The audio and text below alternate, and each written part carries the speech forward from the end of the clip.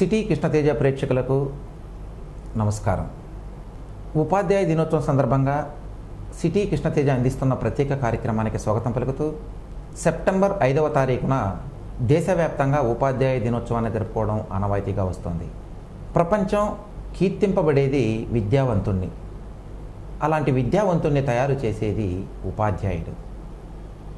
అలాంటి ఉపాధ్యాయులు పండుగను జరుపుకునేందుకు ఓ రోజుంది. ఆ రోజే సెప్టెంబర్ 5 డాక్టర్ సర్వేపల్లి రాధాకృష్ణన్ జన్మించిన దినం. ఉపాధ్యాయ వృత్తిలో ఉంటూ భారతదేశ అత్యున్నత పదవి రాష్ట్రపతి పదవిని అలంకరించిన సర్వేపల్లి రాధాకృష్ణన్ జయంతిని ఉపాధ్యాయ దినోత్సవంగా జరుపుకోవడం ఆనవాయితీగా వస్తుంది. ఈ నేపథ్యంలో సిటీ కృష్ణతేజ అందిస్తున్న ప్రత్యేక కార్యక్రమానికి జిల్లా ఉత్తమ ఉపాధ్యాయ అవార్డు గ్రహీత, గురుబ్రహ్మ అవార్డు గ్రహీత, సేవారత్న అవార్డు గ్రహీత సుబ్రహ్మణ్యం గారు మన స్టూడియోలో ఉన్నారు. నమస్కారం సార్. నమస్తే అండి. సార్, మీరు సొంత ఊరు ఏ ఊరు? మీరు ఎక్కడ పుట్టారు? మీ ప్రాథమిక విద్య ఎక్కడ జరిగింది? సార్, నా పేరు ఎం సుబ్రహ్మణ్యం. మా నాన్నగారు ఎం వెంకటయ్య, మా అమ్మగారు ఎం వెంకటమ్మ. మా సొంత ఊరు చిన్న కుగ్రామము జోగువారిపల్లి, సదుం మండలంలో ఉంది సార్. ఎలిమెంటరీ విద్య ఎంపీయూపీఎస్ జోగువారిపల్లిలో విద్యను అభ్యసించాను. ఉన్నత పాఠశాలలో జడ్పీ ఉన్నత పాఠశాల, సదుం పాఠశాలలో ఉన్నత విద్యను అభ్యసించాను. ఇంటర్మీడియట్ విద్య ఎస్వి జూనియర్ కాలేజ్ తిరుపతిలోను, డిగ్రీ విద్య ఎస్వి ఆర్ట్స్ కాలేజ్ కళాశాలలోను చదివాను.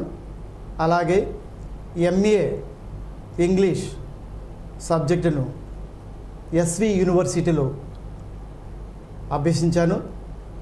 బిఈడి మదురై కామరాజ్ యూనివర్సిటీ తమిళనాడులోను, ఎంఫిల్ ఎస్వి యూనివర్సిటీలోను డాక్టర్ సుకుమార్ సార్ గారి గైడెన్స్లో నేను ఒక ప్రాజెక్ట్ చేసి ఎంఫిల్ అవార్డును అందుకోవడం జరిగింది. అటు పిమ్మట చదువు పూర్తయిన తర్వాత ఖాళీగా ఉండకూడదు, మా నాన్న మా అమ్మ కలలు నెరవేర్చాలంటే నేను ఏదో ఒక పని ప్రారంభించాలి అనే కృతనిశ్చయంతో జాబ్ రాకమునుపు, ప్రభుత్వ ఉద్యోగం రాకమునుపు తిరుపతిలో ఉన్నటువంటి వివిధ సంస్థలలో నేను ఉపాధ్యాయునిగా చేరాను. ఎలాగైనా నేను ప్రభుత్వ ఉద్యోగం సాధించాలి అనే పట్టుదలతో నేను కష్టపడి చదివి డిఎస్సి 1998 సంవత్సరంలో నాకు డిఎస్సిలో ఎస్జిటిగా సెలెక్ట్ అవ్వడం జరిగింది. అప్పటి నుంచి నేను పడిన కష్టాలు, మా అమ్మ నాన్న పడిన కష్టాలను గుర్తు చేసుకొని నేను చదువు చెప్తూ ఉన్నటువంటి నిరుపేద విద్యార్థులను సెలెక్ట్ చేసుకొని వాళ్ళకు తగిన యూనిఫాము, నోట్బుక్స్, పెన్నులు, ఆర్థిక సహాయం చేస్తూ వస్తున్నాను. ఇది మా అమ్మ నాన్న ఇచ్చినటువంటి ప్రేరణ వల్ల నేను ఈ విధంగా కార్యక్రమాలకు స్టార్ట్ చేయడం జరిగింది. అటు పిమ్మట ఫస్ట్ అపాయింట్మెంటు ఎంపీయూపీఎస్ నూలుకుంట కుప్పం మండలంలో నేను పనిచేయడం జరిగింది. అక్కడ ఉన్నటువంటి ఉపాధ్యాయులు చొరవతో, వాళ్ళ సహకారంతో నేను మా పాఠశాలలో పేద విద్యార్థులను గుర్తించి వాళ్ళకు తగిన విధంగా ప్రోత్సాహక బహుమతులు అందజేస్తూ, ఎన్కరేజ్ చేస్తూ వాళ్ళకు ఉన్నత చదువులు చదవడం వల్ల ఏమి ఉపయోగాలు, ఎలా చదవాలి, ఎలా చదివితే మనం పైకి రాగలుగుతాము అనేది విషయాలని పేద విద్యార్థులకు తెలియజేయడం జరిగింది. అటు పిమ్మట 2000 సంవత్సరంలో సాధారణ బదిలీల ద్వారా నేను జడ్పీ హై స్కూల్ ఆళ్లమడుగు వెదురుకుప్పం మండలంలో ఇన్ఛార్జ్ ప్రధానోపాధ్యాయుడిగా ప్రధాన ఉపాధ్యాయునిగా బాధ్యతలు తీసుకోవడం జరిగింది. అది మండలం కుగ్రామము, నరహంతకుల ఏరియా అని తెలిసినా కూడా మా డిఈఓ గారు సుబ్రహ్మణ్యం గారు, మీరు వెళ్తున్నది మంచి పాఠశాల, వాళ్ళతో మమేకమై వాళ్ళతో కలిసిమెలిసి ఉన్నట్లయితే నీకు బాగా తోడ్పాటు ఉంటుంది, విద్యార్థులు కూడా ఉన్నత చదువులు చదివించడానికి ఎంకరేజ్ చేసినటువంటి అవకాశం మీకు ఉంటుంది. కనుక మీరు నరహంతకుల ఏరియా అని మీరు భయపడకండి, నేనున్నాను అని నాకు ధైర్యం చెప్పినటువంటి వాడు మా డిఈఓ గారు పుల్లయ్య సార్ గారు. ఆ సార్ ఇచ్చినటువంటి ప్రేరణ వల్ల నేను విద్యార్థులతో, పేరెంట్స్తో, ప్రతి ఒక్క ఇంట్లో ఉన్నటువంటి పేరెంట్స్తో కలిసి మెలిసి నా పాఠశాల అభివృద్ధి కోసము అన్ని విషయాలలోనూ,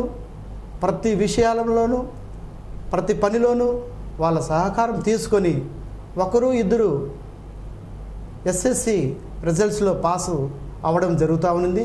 నా ప్రేరణ వల్ల, మా డిఈఓ గారు అయినటువంటి పుల్లయ్య సార్ గారు ఇచ్చిన ప్రేరణ వల్ల నేను వాళ్ళ పిల్లలకు బాగా చదువు చెప్పడము, ఈవినింగ్ రాత్రుల్లో బాగా కష్టపడి స్పెషల్ క్లాసు నిర్వహించి మొదటి సంవత్సరము 95% రిజల్ట్ తీసుకురావడం జరిగింది. అలాగే మరుసటి సంవత్సరము 100% ఎస్ఎస్సి రిజల్ట్స్ తీసుకురావడం జరిగింది. అక్కడ విద్యా ప్రమాణాలను మెరుగుపరచడం కోసం మీరు తీసుకున్న ప్రత్యేక కార్యక్రమాలు ఏమైనా ఉన్నాయా? మొదట్లో నేను అక్కడ వెళ్ళినప్పుడు ఆ పేరు వినగానే చాలా భయపడ్డానండి. తర్వాత మా డిఓ గారు ఇచ్చినటువంటి ప్రేరణ వల్ల నాకు ఆ భయం అనేది పోయింది. మమేకం అయిపోయాను. నేను వాళ్ళలో ఒక్కడైపోయాను. నా ఫ్యామిలీ, నా ఊరు అని అనుకున్నాను. ఆ ధైర్యము నన్ను 2 సంవత్సరాలు మంచి రిజల్ట్స్ తీసుకురావడం జరిగింది.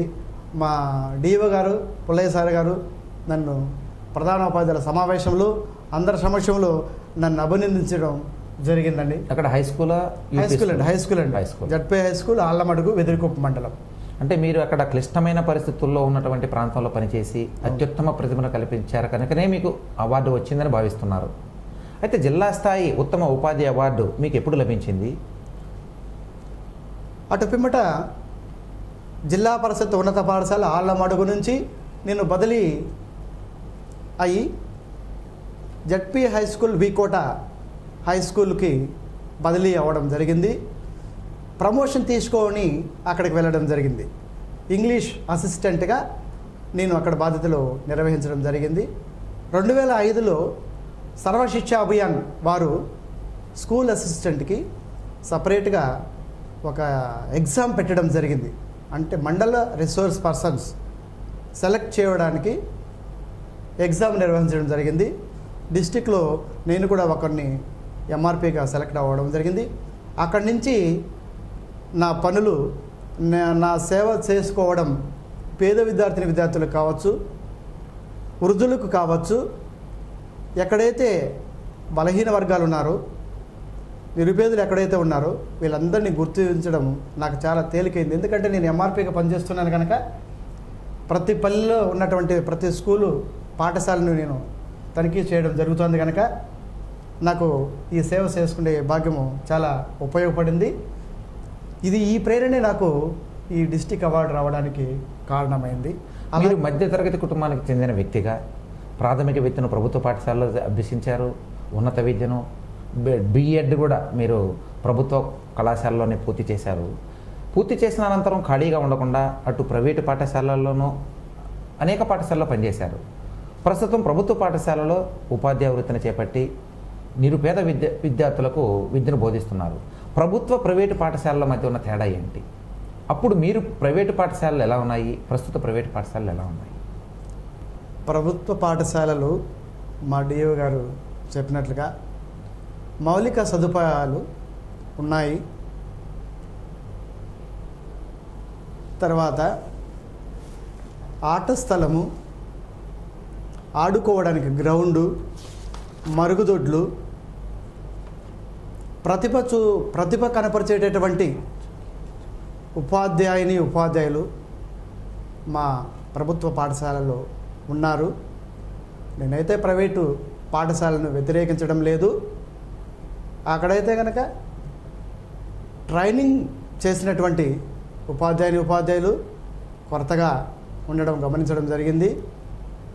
ప్రభుత్వ పాఠశాలలో తీసుకున్నట్లయితే ప్రతి ఒక్కరూ కూడా ట్రైనింగ్ తీసుకొని టీటీసీ కావచ్చు, బీఈడీ కావచ్చు, ఉన్నత చదువులు కావచ్చు, ఇలా ఉపాధ్యాయులందరూ కూడా తగిన చోట వాళ్ళకి ట్రైనింగ్ ఇవ్వడం జరుగుతూ ఉంది. ఇంగ్లీష్ మీడియం మా ప్రభుత్వ పాఠశాలల్లో పెట్టడం జరిగింది. ప్రైవేటు పాఠశాలకు దీటుగా రిజల్ట్స్ కూడా మేము బాగా మంచి రిజల్ట్స్ అందుకోగలుగుతున్నాము. 100% ఎస్ఎస్సి రిజల్ట్స్లో తీసుకురాగలుగుతున్నాము. అలాగే 10కి 10 పాయింట్స్ తీసుకురాగలుగుతున్నాము. వాళ్ళకి దీటుగా ఈరోజు మేము ప్రయత్నిస్తూనే ఉన్నాము. ఇంగ్లీష్ మీడియం పాఠశాలలు కూడా క్రమేణా మా డిఓ గారు, మా ఆర్జేడీ గారు, మా సంచాలకులు అందరూ కూడా ఈ ఇంగ్లీష్ మీడియం పైన పట్టు సాధించడం కోసము ప్రతి ఒక్క టీచర్కు కూడా ఇంగ్లీష్లో ట్రైనింగ్ ఇవ్వడం జరుగుతూ ఉంది. సాధారణంగా ప్రైవేటు పాఠశాలలోని విద్యార్థులే అత్యుత్తమ ప్రతిభ కనిపిస్తున్నారనేటువంటి సమాచారం, ప్రచారం కూడా. ప్రభుత్వ పాఠశాలలో చదువుతున్న విద్యార్థులు సరిగా చదవరని, అక్కడ ప్రతిభ కనపరచరని అనేటటువంటి అపవాదం ఉన్నది. కాబట్టి ప్రభుత్వ పాఠశాలలో చదువుతున్న విద్యార్థుల్లో నిగూఢమైన మేధాశక్తిని వెలికి తీసేందుకు మీరు ఎలాంటి కార్యక్రమాలు చేపట్టారు? ఆ విద్యార్థుల ప్రతిభను చూపించేందుకు మీరు విద్యా బోధనలు ఏ రకంగా చేశారు? ప్రభుత్వ పాఠశాలల్లో పేద విద్యార్థులు వస్తారు. అదే ప్రైవేటు పాఠశాలలో బాగా చదువుకున్న పేరెంట్స్ ఉంటారు. వాళ్ళు ఎంత డబ్బులైనా ఖర్చు పెట్టగలుగుతారు.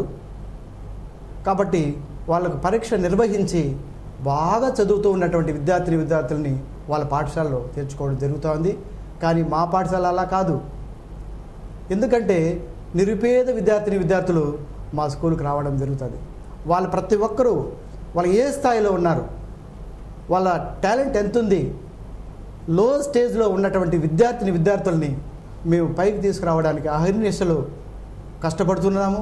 వాళ్ళు ఏ రేంజ్లో తప్పు చేస్తున్నారో గమనిస్తున్నాము, తర్ఫీదులు ఇస్తున్నాము, ప్రాక్టీస్ చేపిస్తున్నాము, ఉన్నతంగా చదవడానికి కోసం ప్రోత్సాహ బహుమతులు ఇస్తున్నాము, ఎన్నో విషయాలుగా వాళ్ళకు నీతి కథలు బోధిస్తున్నాము.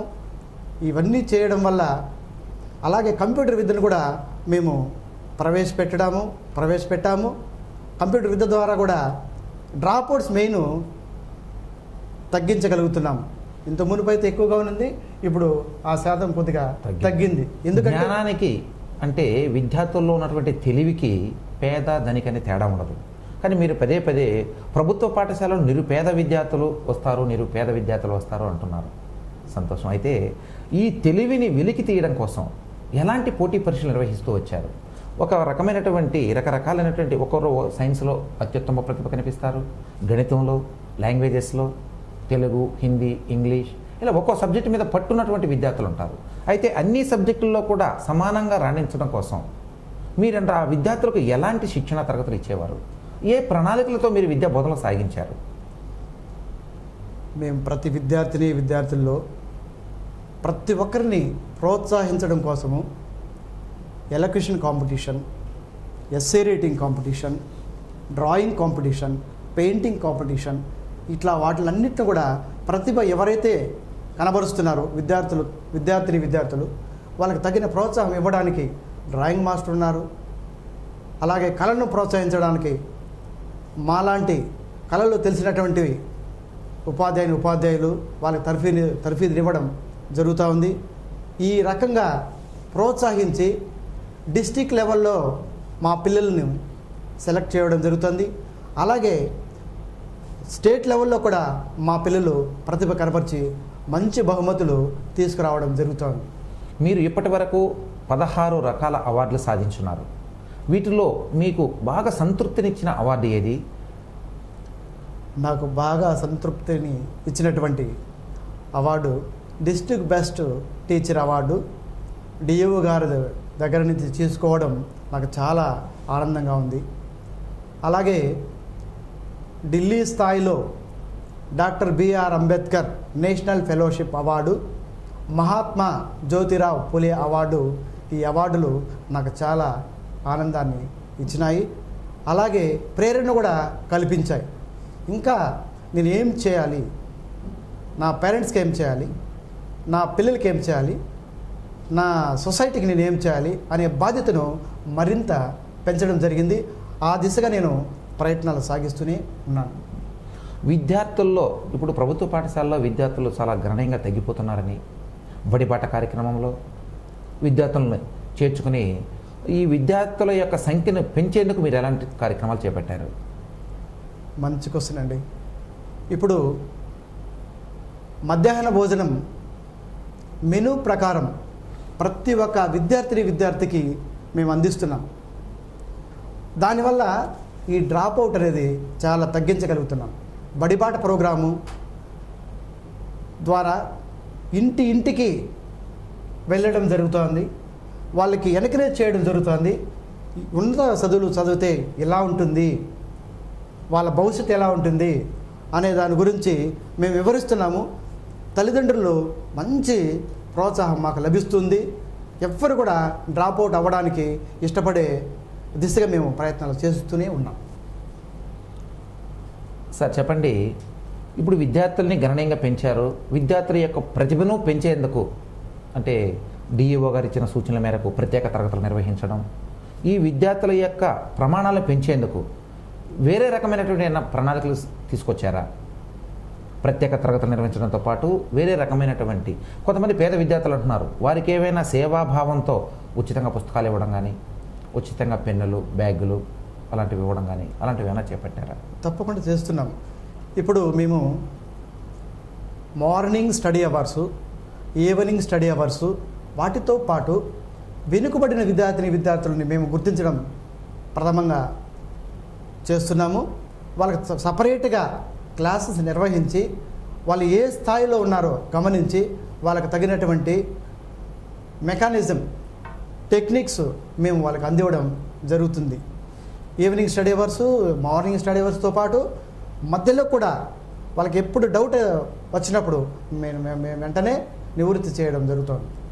అంటే విద్యార్థులకు ఎల్లవేళలా అందుబాటులో ఉంటూ వారి యొక్క విద్యా ప్రగతిని పెంచేందుకు ప్రత్యేకమైన తరగతులు తీసుకుంటూ వస్తున్నారు. అలాగే పాఠశాలలో మౌలిక వసతులు లేకుండా ఉండడం కారణంగానే ప్రభుత్వ పాఠశాల విద్యార్థుల సంఖ్య తగ్గుతోందనేటువంటి ప్రచారం ఉన్నది. అయితే ఈ మౌలిక వసతులు పెంచేందుకు ఉపాధ్యాయులు ఎలాంటి చర్యలు చేపడుతున్నారు? ఒకప్పుడు మీరు చెప్పేది నిజమే, మౌలిక సదుపాయాలు లేవు. ఈ రోజుల్లో మౌలిక సదుపాయాలు, మరుగుదొడ్లు సపరేట్గా, గర్ల్స్ సపరేట్గా మరుగుదొడ్లు ఉన్నాయి, బాయ్స్ సపరేట్గా మరుగుదొడ్లు ఉన్నాయి, కాంపౌండ్ వాల్ ఉన్నాయి. ఉన్నత విలువలతో కూడినటువంటి సీడీలు ద్వారా మేము ప్రేరణ తీసుకురాగలుగుతున్నాము. కంప్యూటర్ ద్వారా, మన టీవీ ప్రోగ్రాం ద్వారా మేము చాలా రకాలైనటువంటి ప్రోగ్రామ్స్ మేము టీవీలో చూపడం జరుగుతోంది. దాంతోపాటు మా డిఈఓ గారు కొత్తగా హలో ప్రోగ్రామ్ అనే ప్రోగ్రాం ద్వారా ఇంట్రడ్యూస్ చేయడం జరిగింది. దీని ద్వారా జిల్లాలో ఉన్నటువంటి 66 మందిని సెలెక్ట్ చేసి వాళ్ళకి తర్ఫీదులు ఇప్పించి ప్రతి పాఠశాలలోనూ కింద స్థాయి నుంచి పై స్థాయి విద్యార్థులకు అర్థమయ్యే రీతిలో ఒక సీడీ రూపంలో మాకు ఇవ్వడం జరిగింది. మాకు ట్రైనింగ్ ఇవ్వడం జరిగింది. ఆ ట్రైనింగ్ తీసుకున్న తర్వాత మా పాఠశాలలో పిల్లలకు తరగతి వారీగా మేము వివరించడం జరుగుతుంది. ఆ సీడీల రూపంలో పిల్లలు బాగా ఎన్కరేజ్తో పాటు ఉత్సాహంగా పాల్గొని చదువుపైన శ్రద్ధ చూపిస్తున్నారు. ఇప్పుడు విద్యార్థులను ప్రభుత్వ పాఠశాలలో చేర్పించేందుకు ప్రభుత్వం విద్యా కమిటీలను ఏర్పాటు చేసింది. అంటే విద్యార్థుల యొక్క తల్లిదండ్రులతోనూ ఉపాధ్యాయులు అన్యోన్యంగా ఉంటూ కలిసిమెలిసి ఉంటూ ఈ విద్యార్థులను అత్యధిక సంఖ్యలో ప్రభుత్వ పాఠశాలలో చేర్పించేందుకు చర్యలు తీసుకోవాల్సిందిగా అనేక సమావేశాలు కూడా నిర్వహించమని చెప్పి ప్రభుత్వం పేర్కొంది. అయితే ఈ ప్రభుత్వ పాఠశాలలో విద్యార్థుల తల్లిదండ్రుల సమావేశాలు ఏమైనా నిర్వహించి ఎలాంటి చర్యలు చేపడుతున్నారు? మీకు ఆ విద్యార్థుల తల్లిదండ్రుల సమావేశంలో మీకు ఎలాంటి అనుభవాలు ఎదురయ్యాయి, ఎలాంటి సమస్యలు ఎదురయ్యాయి, వాటిని పరిష్కరించేందుకు మీరు ప్రభుత్వానికి ఏమైనా సూచించారా? మీరు చేపట్టే కార్యక్రమాలు ఏంటి? మా పై అధికారుల ఆదేశానుసారము ప్రతి పాఠశాలలోనూ ప్రాథమిక, మాధ్యమిక, ఉన్నత పాఠశాలలో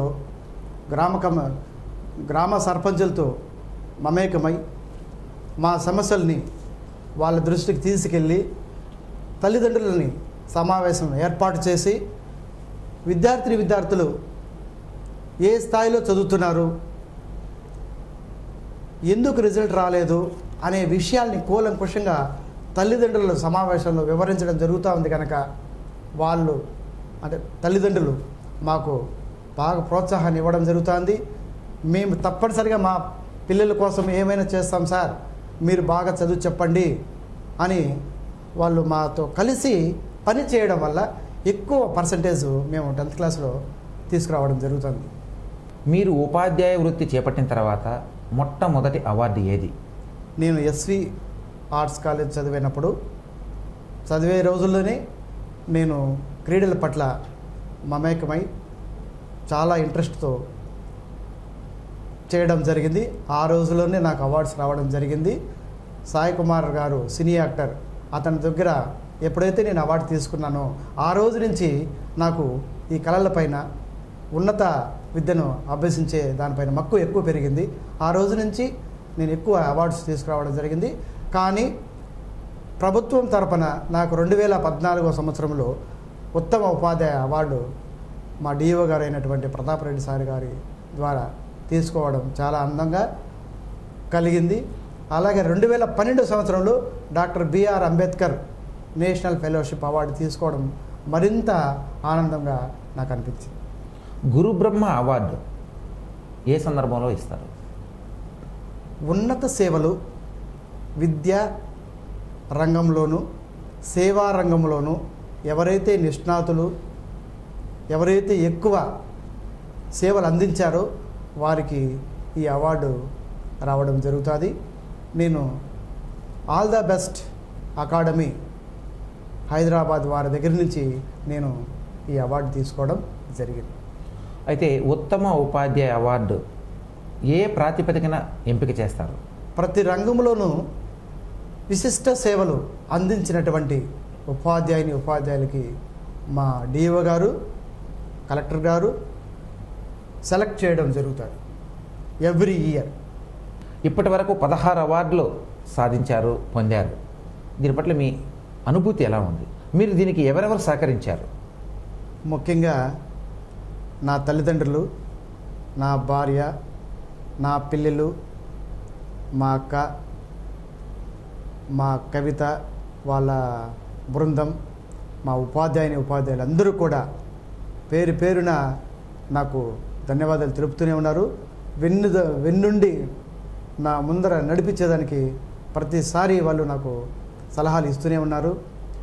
ముఖ్యంగా చెప్పడం మర్చిపోయాను, ఈ ఉపాధ్యాయ దినోత్సవం సందర్భంగా సర్వేపల్లి రాధాకృష్ణ గారు మధ్యతరగతి కుటుంబం నుంచి, మధ్యతరగతి బ్రాహ్మణ కుటుంబం నుంచి వచ్చి దేశంలో ఉన్నతమైన స్థానము రాష్ట్రపతి పదవిని అలంకరించడం, అలాగే మధ్యతరగతి కుటుంబం నుంచి అబ్దుల్ కలాం గారు, వీళ్ళిద్దరినీ మనము ఆదర్శంగా తీసుకొని వాళ్ళ అడుగుజాడల్లో మనం అందరూ కూడా ప్రయత్నం చేద్దాం, ఉన్నత శిఖరాలని అధిరోహిద్దాం. ప్రతి ఒక్కరూ కూడా ఇవన్నీ కూడా గుర్తుపెట్టుకొని వాళ్ళలో ఒక్క పాయింట్ అయినా సరే మనం గుర్తుంచుకొని మనం ముందుకు వెళ్ళాలని చెప్పేసి మిమ్మల్ని అందరినీ కోరుకుంటాను. నమస్తేనండి.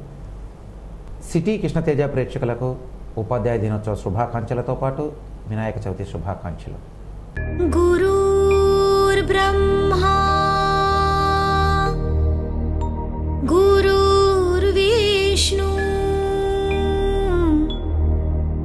గురు